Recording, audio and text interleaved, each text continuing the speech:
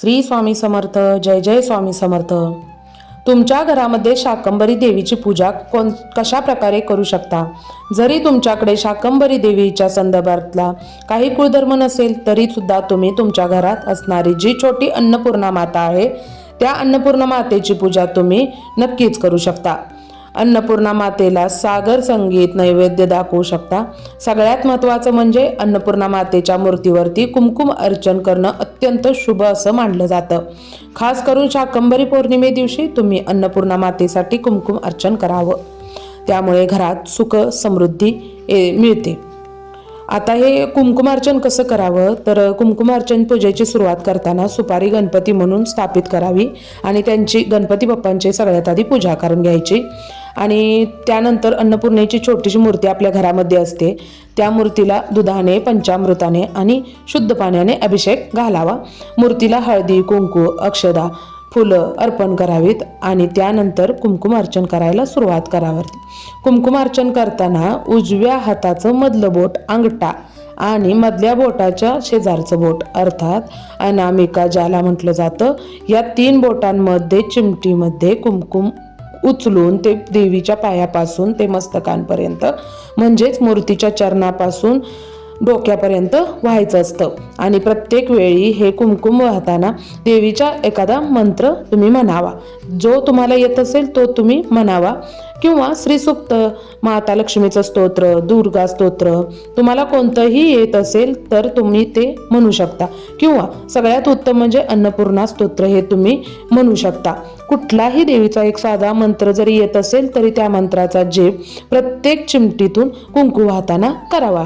ही कृती तुम्हाला 108 वेळा करायची आहे.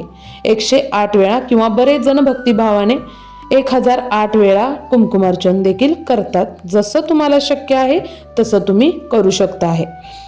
देवीचे स्तोत्र म्हणणे हे मात्र त्यामध्ये महत्त्वाचं आहे. कुमकुमार्चन करत असताना श्रद्धा भक्तिपूर्ण अंतकरणाने या प्रकारे कुमकुमार्चन केल्यानंतर देवीला धूप दीप नैवेद्य दाखवून देवीची पूजा पूर्ण करायची.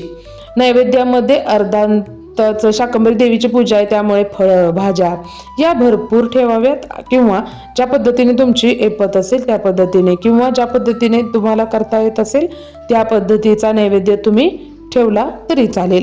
कुमकुमार्चन पूजा पूर्ण झाल्यानंतर या पूजेचे विसर्जन कसं करायचं तर अक्षदा हातामध्ये घ्यायच्या. पूजा विसर्जित करतो आहोत अशा प्रकारचा संकल्प मनात करून त्या अक्षदा मूर्तीवरती व्हायच्या आहेत आणि पूजा विसर्जित करायची आहे. पुन्हा अन्नपूर्णा मातेची मूर्ती आहे त्या ठिकाणी देवळात ठेवून द्यायची आहे. या पद्धतीने कुमकुमार्चन पूजा केल्यानंतर शाकंभरी पौर्णिमेला अन्नदानाचं फार महत्त्व आहे. त्यामुळे तुम्हाला जरी कुमकुमार्चन पूजा करायला नाही जमलं तरी इतर कुठली साधना नाही जमली तरी सुद्धा शाकंभरी पौर्णिमेला तुम्ही गरजूंना अन्नदान नक्की करावं. आणि अन्नदानाचंच महत्त्व आहे कारण आई शाकंभरीचं प्रकटीकरणच प्रजेचं पोट भरण्यासाठी झालं होतं. भुकेने व्याकुळ असलेल्या भक्तांना पोटभर अन्न देण्यासाठी आई शाकंभरीने अवतार धारण केला होता. म्हणून अन्नदानाचं महत्त्व या दिवशी खूप आहे. तर तुमच्या हातून एखाद्या भुकेल्या जीवाला अन्नदान घडलं तर निश्चितच तुमच्या आयुष्यातील सर्व समस्या आई जगदंबा दूर करणार. तर कसा वाटला तुम्हाला हा व्हिडिओ नक्की कमेंट करून सांगा. लवकरच भेटू पुढच्या अशाच व्हिडिओमध्ये. तोवर स्वतःची काळजी घ्या आणि आपल्या घरातल्यांचीही काळजी घ्या. श्री गणेशाय नमः. श्री स्वामी समर्थ. हर हर महादेव.